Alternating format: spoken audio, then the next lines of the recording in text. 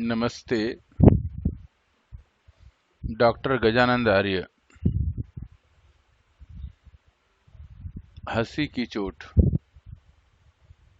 इस कविता का विशद चिंतन कर रहे हैं। माँ सरस्वती की आशीर्वाद और कृपा लेकर के इस कविता का भाव सौंदर्य, काव्य सौंदर्य पक्ष को चिंतन करते हैं। कवि देव ने हंसी की चोट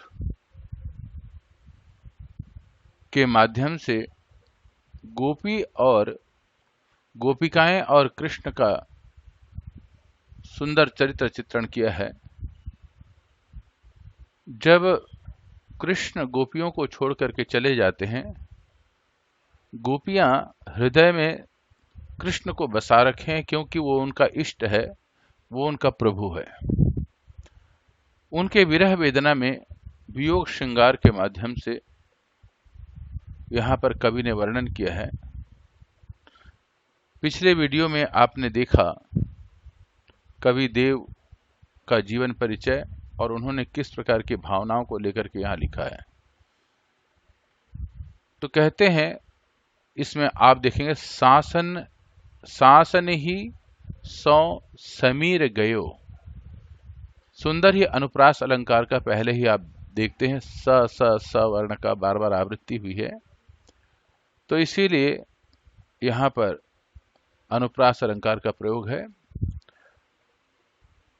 मनुष्य अपने जीवन में 5 तत्वों से जीवित है: अग्नि, जल, वायु, पृथ्वी, आकाश। तो ये पांचों ही चीजों का इसमें वर्णन करते हैं।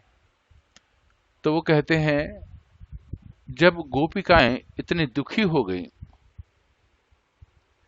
कृष्ण के वियोग में, तो गोपिकाएं कहती हैं, शासन की समीर गयो। हमारे जो सांस है उसकी हवा चली गई, बस प्राण वायु है। समीर, समीर का मतलब वायु, प्राण वायु से है, क्योंकि प्राण वायु होने से हम जीवित हैं, लेकिन हमारा सांस रुक सा गया है। कृष्ण के भाव सौंदर्य में, कृष्ण की भक्ति में हमारे को आनंद की अनुभूति होती है, लेकिन उनकी अनुपस्थिति में, अब जब वो रहते तो हमारे सामने में मुस्कुराते, तो हमारी जो भक्ति है उसका सुंदरता बढ़ जाती है। पर वो हमको छोड़ करके चले गए हैं, इस वजह से हमारे सांसें रुक गई है, सिर्फ प्राणवायु जिससे हम जीवित हैं। आंसुन ही सब नीर गयो ढरी। और उनके वियोग में आंखों से आंसू बह रहे हैं। नीर मतलब जल, पहले में लिखा वायु फिर जल।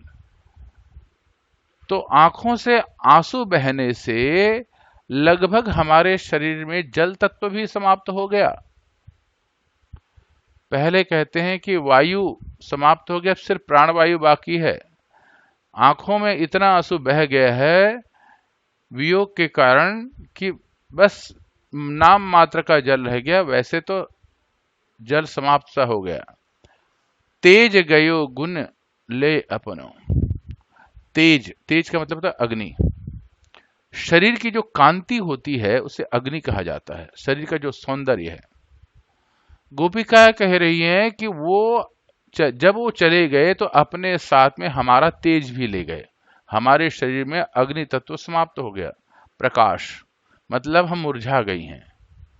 जो उनके सामने में रहने पर प्रसन्नता पूर्वक आनंद से परिपूर्ण होकर के जो हमारे चेहरे पर तेज रहता था, शरीर पर कांति रहती थी, वो भी चला गया, अर्थात अग्नि तत्व भी चला गया।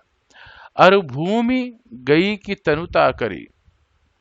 अब उनके जाने के बाद हमारे चौथा तत्व है भूमि। पहला है समीर वायु, दूसरा है जल, तीसरा अग्नि और चौथा है भूमि। भूमि का मतलब यह है कि हमारा जो शरीर है वो भूमि तत्व है। तनुता करी, तनुता का मतलब कमजोर करके, कृशकाय पतला। हम सूख गई हैं, कमजोर हो गई हैं।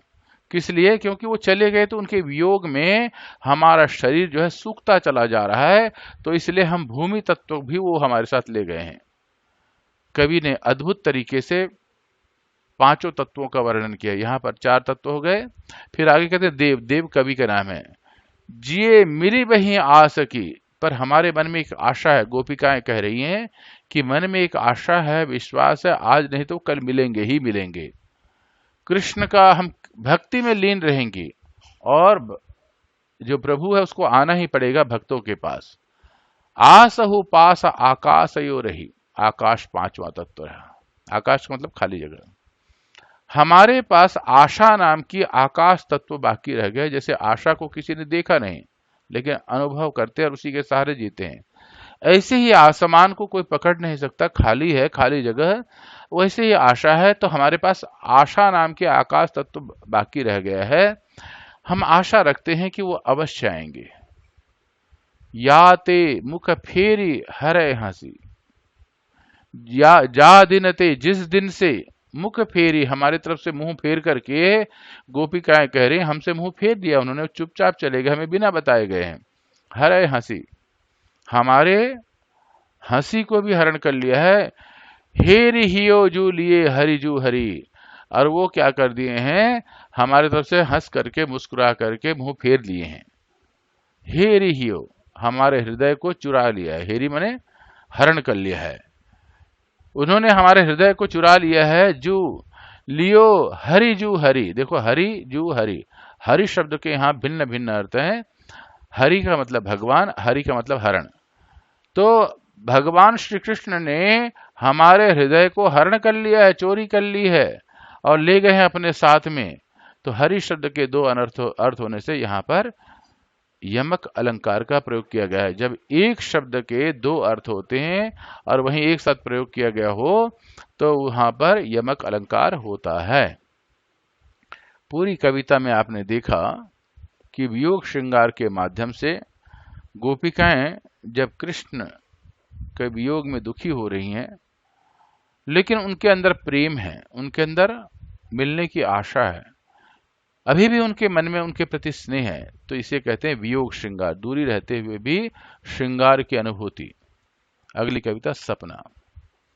सपना एक जिंदगी के सबसे मधुर तत्व है। जैसे आशा होती है वैसे ही सपना होती है। आशा मधुरता लिए हुए जिंदगी जीने के लिए आशा बनाए रखती है, और सपना आपको भिन्न भिन्न सपना दे करके आपकी आशा को मजबूत करती है। सपना व्यक्ति सोते हुए भी देखता है, सपना जागते हुए भी देखता है, आंख खोल करके भी सपना देखता है। यहां पर एक गोपी जो है रात को सोते हुए सपना देख ली। इस सारे के सारे ब्रज भाषा में वर्णन है और इसमें वियोग श्रृंगार और संयोग श्रृंगार दोनों का ही वर्णन है। जब कृष्ण पास में आते हैं तो संयोग श्रृंगार, लेकिन अचानक गायब हो जाते हैं तो वियोग श्रृंगार है। झहरी झहरी झीनी बूंदी परत है परित मानो, आसमान में रात को झहरी झहरी अर्थात गड़गड़ाहट के साथ और झीनी झीनी बूंदी, छोटी छोटी बूंदे के साथ रुक रुक करके झूम झूम करके बरसात हो रही है। रात्रि को वर्षा के ऋतु में अद्भुत प्रेम के आनंद की अनुभूति होती है। गोपी जो है वर्षा के साथ में अपने प्रेम का, अपने प्रियतम का सुंदर सपना देख रही है। गहरी गहरी घटा, घटा माने बादल, घटा जो है, बादल जो है घिर गए हैं, सब तरफ घेरी है गगन में, आसमान को घेर लिया, मतलब काले बादल जो है सब तरफ घिर गए, ऊपर से बरसात हो रही, काले बादल हैं। ऐसे समय में प्रेम का इजहार बड़ा आनंददायक होता है और मन में अद्भुत आनंद होती है। अगर प्रेमी पास में है तो पूर्ण होता है, लेकिन दूर में हो तो बस सपना रह जाता है।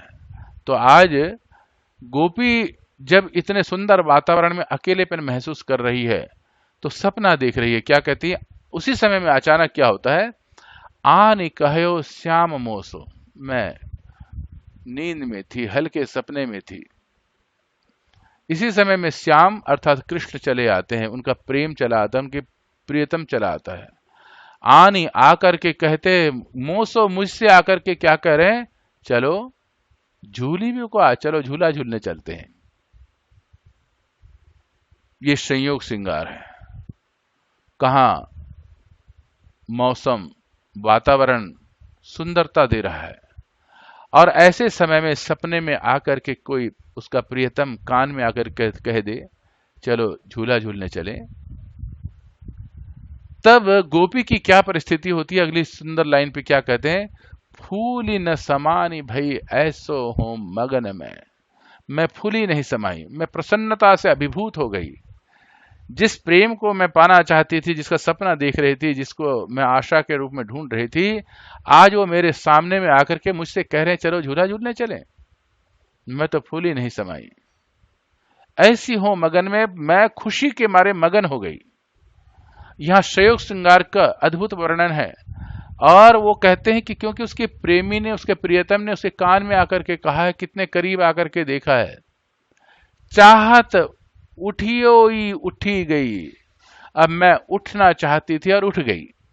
भाई मेरा प्रेमी मुझसे सामने में आया, मुझसे झूला झूलने के लिए कह रहे हैं, तो मैं तो जाना ही है। तो सोई निगूढ़ी नींद, उसी समय में क्या होता है, अभागन अभागी नींद मेरी खुल गई।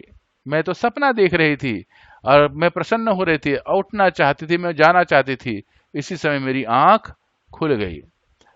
सो ये भाग मेरे जान के जगन में, मेरा भाग माने भाग्य, मेरा भाग्य सो गया।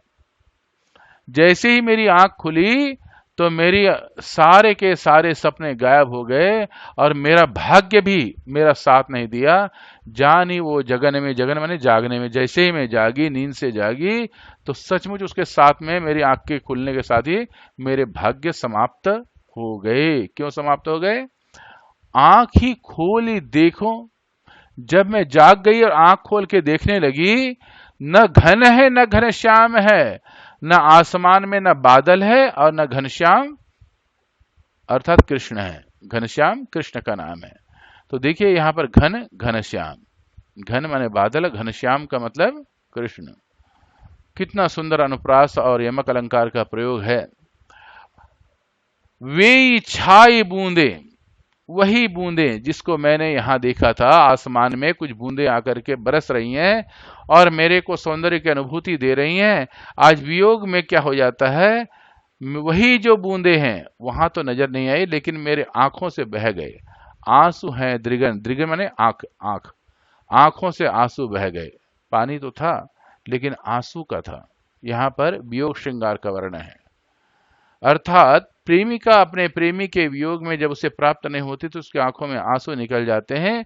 एक तरफ तो सपने में वो संयोग के लिए आते हैं और दूसरी तरफ वियोग के माध्यम से गायब हो जाते हैं। तो आंखों में जो आंसू आते हैं, कहा पानी तो है लेकिन अभी वियोग का पानी है, पहले संयोग का था, वियोग का था।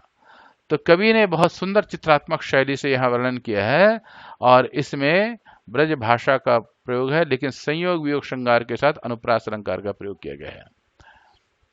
दरबार, इसमें लेखक ने, कवि ने दरबार अर्थात राज दरबार, नवाबों के दरबार में जहां सभासद भी बैठते हैं, मध्यकाल में किस प्रकार से उन लोग जीवन बिता रहे थे, जिसे कवि देव ने करीबी से देखा है और देख करके उसको ये अपने शब्दों में यहां वर्णन करते हैं। इसमें आप बहुत सुंदर जो है अलंकार का प्रयोग देखेंगे और साथ में अनुप्रास अलंकार की छटा सब जगह देखने को मिलेगी। एक बात और भी कह रहे हैं कि जहां भोग विलास से भरा हुआ दरबार और नवाबों के समाज में, संपन्न लोगों के समाज में भोग और विलास के बहुत ज्यादा है, वहां पर लोगों में अकर्मण्यता है, काम करने की प्रवृत्ति नहीं है, मात्र भोग विलास को ही जिंदगी माना है। तो कवि को इसमें वेदना होती है और वो इसका वर्णन करते हैं। तो क्या कहते हैं, साहिब अंध, स्वामी जो है, राजा जो है, नवाब अंधे हो गए हैं। उस सब आंखें खुली है लेकिन वो एक देख करके भी कुछ नहीं देख रहे हैं। मुसाहिब मुक, मुसाहिब का मतलब दरबारी, जितने दरबार में बैठने वाले दरबारी जन हैं वो सारे के सारे मुक मतलब गूंगे हुए पड़े हैं, कुछ देख रहे हैं सब कुछ लेकिन कोई नहीं बोलने की हिम्मत रखता है। सभा बहरी, जितने भी वहां पर सभासद बैठे हुए हैं, जितने लोग बैठे हुए हैं, वो अपने कान बंद करके बैठे हैं, जो हो रहा है उसको होने दे रहे हैं। रंग रीझ को माचयो, रंग का मतलब रूप रंग। रूप रंग में वो सारे के सारे मुग्ध हो गए हैं। वहां पर नर्तिकाएं हैं, नाच रही हैं राजा के दरबार में।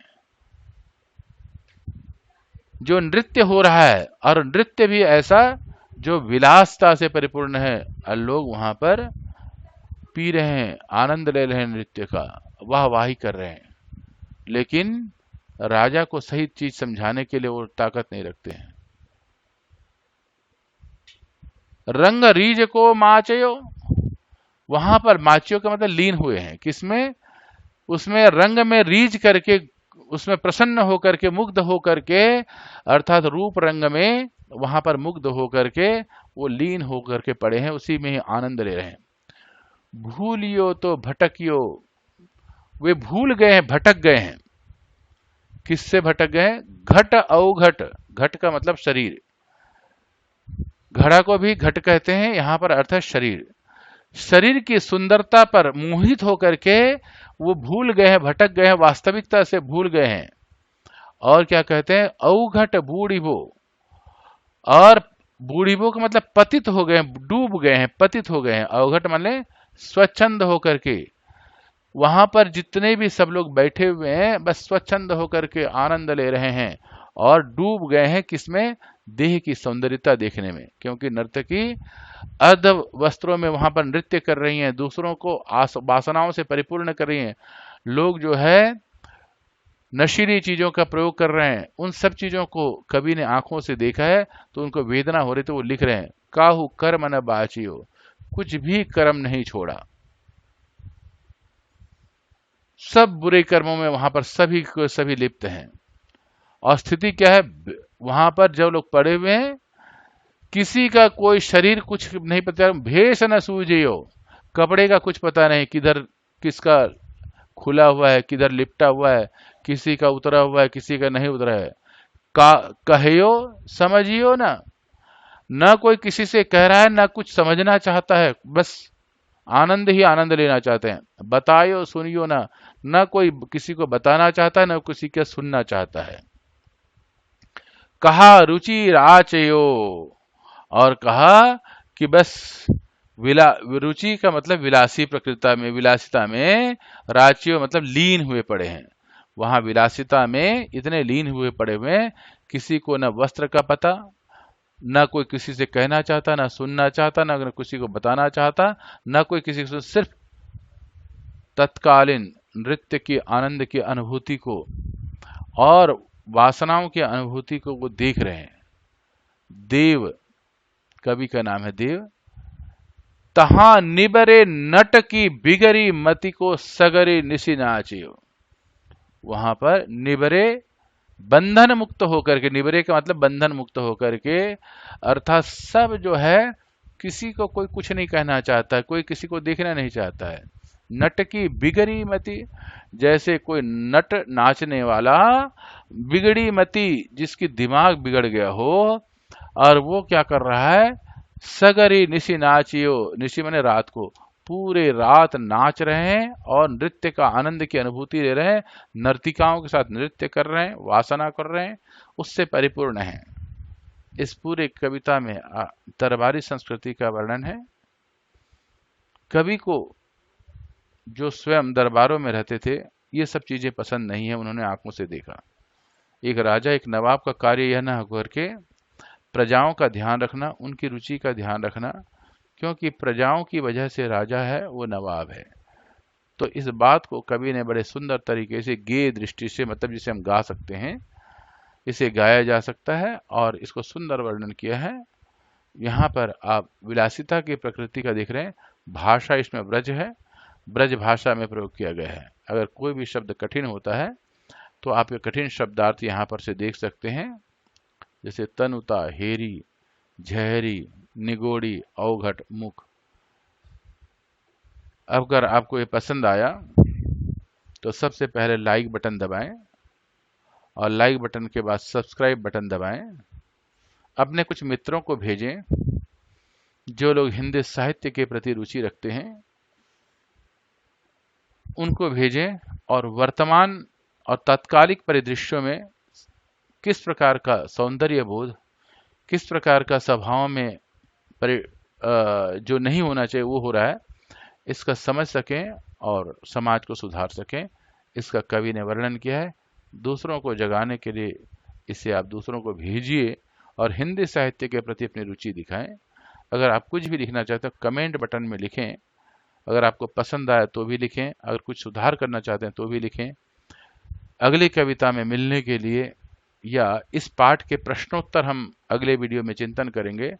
पाठ के प्रश्नोत्तर के लिए इसे सबसे पहले आप सब्सक्राइब करें और फिर अगले वीडियो आपको प्राप्त होगा। इसके साथ सबको मेरा नमस्ते, डॉक्टर गजानंद आर्य का नमस्ते। माँ सरस्वती की कृपा और आशीर्वाद बना रहे। अगले वीडियो में हम सब मिलते हैं। धन्यवाद। नमस्ते।